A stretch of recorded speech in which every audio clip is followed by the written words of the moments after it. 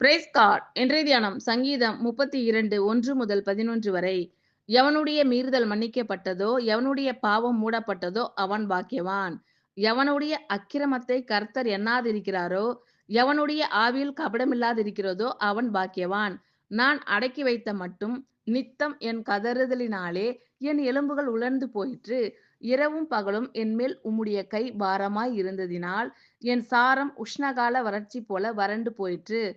நான் என் அக்கிரமத்தை மறைக்காமல் என் பாவத்தை உமக்கு அறிவித்தேன். என் மீறுதல்களை கர்த்தருக்கு அறிக்கையிடுவேன் என்றேன். தேவரீர் என் பாவத்தின் தோஷத்தை மன்னித்தீர். இதற்காக சகாயம் கிடைக்கும் காலத்தில் பக்தி உள்ளவன் எவனும் உம்மை நோக்கி விண்ணப்பம் செய்வான். அப்பொழுது மிகுந்த ஜல பிரவாகம் வந்தாலும் அது அவனை அணுகாது. நீர் எனக்கு மறைவிடமாய் இருக்கிறீர்.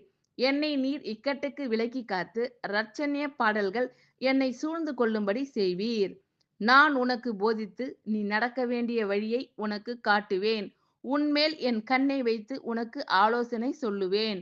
வாரினாலும் கடிவாளத்தினாலும் வாய் கட்டப்பட்டால் ஒழிய உன் கிட்ட சேராத புத்தியில்லா குதிரையைப் போலவும் கோவேறு கழுதையைப் போலவும் இருக்க வேண்டாம்.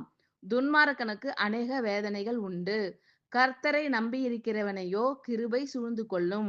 நீதிமான்களே, கர்த்தருக்குள் மகிழ்ந்து களிகூருங்கள். செம்மையான இருதயம் உள்ளவர்களே, நீங்கள் எல்லாரும் ஆனந்த முழக்கமிடுங்கள். ஆமென். Thank you Lord.